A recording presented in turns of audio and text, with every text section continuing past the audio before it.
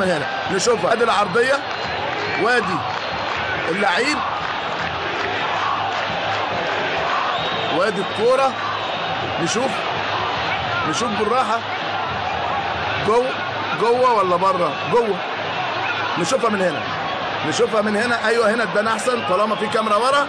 نشوفها، ها نقول هو كده لغى خلاص كده مع صفافير.